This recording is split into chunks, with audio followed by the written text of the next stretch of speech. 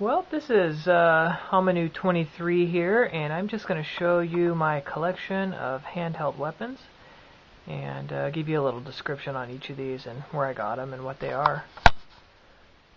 So, I think what I'll start with here is my switchblade. What this is an Italian switchblade that I picked up at a gun show. It says Italy on it anyways.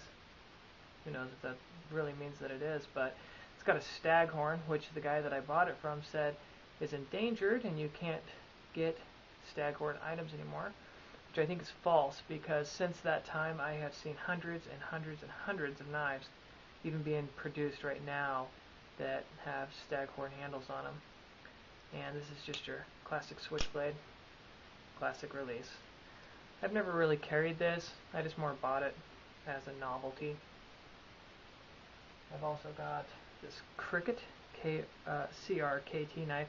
It's got a little clip on it here, which is made just to clip onto a little loop on your pants or something.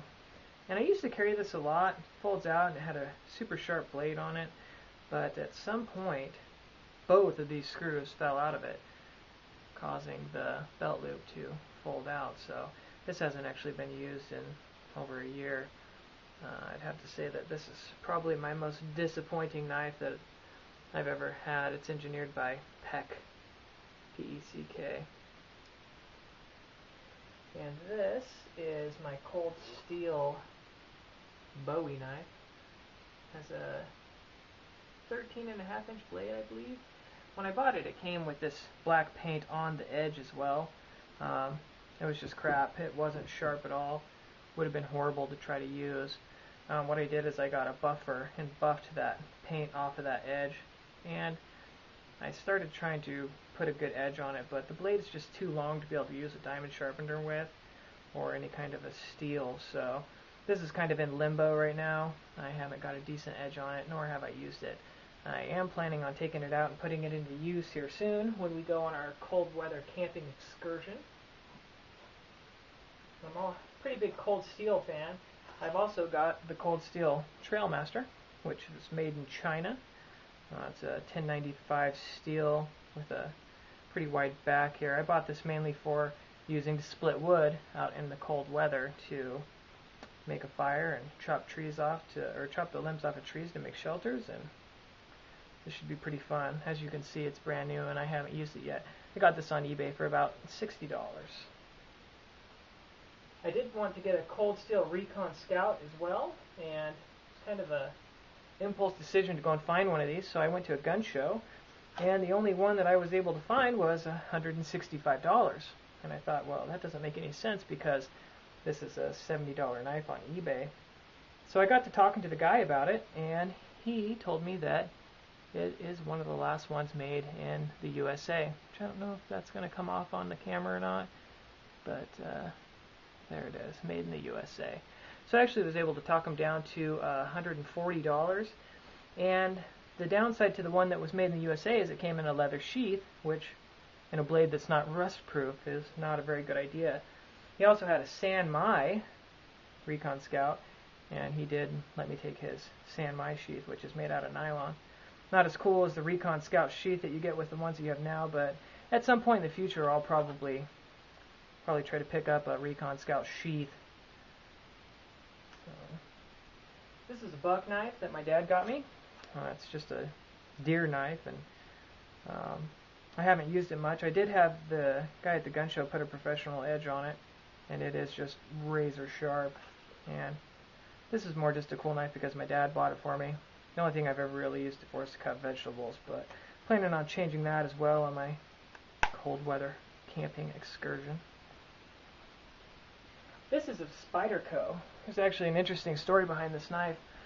When I was about 12 years old, my dad's good friend that he grew up with came over to our house, and he was always a really good guy, and I always really liked him, but he was a pretty rough character, and we were playing around, and he grabbed me, and we were kind of wrestling, and he ended up popping my shoulder really bad, and it caused me a lot of pain. And this was in Alaska, and what he did at that time was he took people out on hunting guides, and he would take them out to hunt brown bear and black bear. And this was a knife that he carried all the time, and he had it with him. And he gave me this knife basically to make me shut up because my mom already didn't like him. And it really was an accident. He gave this to me, and I always thought that was pretty cool. And I've kept it ever since then, and I've carried it in my pocket pretty much my entire life. What I didn't know back then was Spyderco was a $120 knife, and so that was quite a gift for him to give me, and it really means a lot to me. And I think that I'll be able to keep this till I have my own children, and when the time is right, I'll pass this on down to them. This is my Leatherman, never been used. Also bought it for my cold weather excursion. This is the Blast. Not really much to say about this. It's your typical Leatherman. It's a middle of the road variety. It was about $65. It's got the knife, the file, the small worthless saw that's not going to be good for sawing anything much bigger in diameter than that. But I am pretty sure that I will be able to put this into use as well.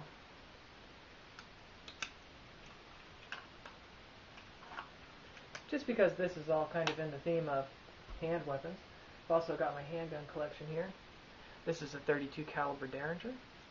Flip this little switch, the barrel folds backwards, and it's an over and under, holds 2 shells. I always keep my guns loaded because an unloaded weapon or an unloaded handgun is a pointless thing to have. This is a Colt 380. This is no longer in production. It's built on the 1911 frame, and I picked this up at a gun show for about $420. Holds 7 shots in the clip, and I carry Hydroshock bullets with it.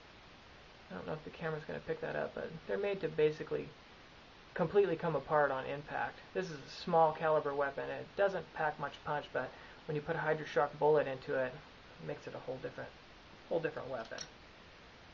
Hydroshock bullets are about $20 for a box of 20 of them, which I've got.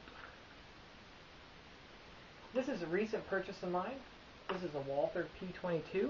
This one is actually not loaded, and looks like it's made out of plastic, and actually a large portion of it is. This is the lightest handgun I've ever carried, and it is extremely fun to shoot. It's got a double action on it, and let's see, the hammer doesn't go down when the clip isn't in it. But the double action, you just pull the trigger and you can pull it all the way until it goes off, which I'm not going to do because I don't dry fire my weapons. It also comes with interchangeable barrels. I've got the short barrel on it now, which I've shot quite a bit, and it was pretty accurate. But it also has the 5-inch barrel, which gives you a little bit extra accuracy. And when you put this barrel into the weapon, it's got an extender piece on the end of it that you put on as well to extend the gun. So I haven't put the new barrel on it yet, but I'm planning to do that. Probably going to take it on my cold weather excursion because I'm planning on shooting some legal wild game to eat while I'm up there. Hopefully some squirrels, because everyone I've talked to said that they're pretty delicious. And I don't believe grouse is going to be in season when we go, so I'm going to have to let them live. But hopefully that will be able to bag me some edibles. And that's just my hand weapons. It's a collection in building, and if I ever get anything cool to add to it, I'll make a new video to show you guys that as well.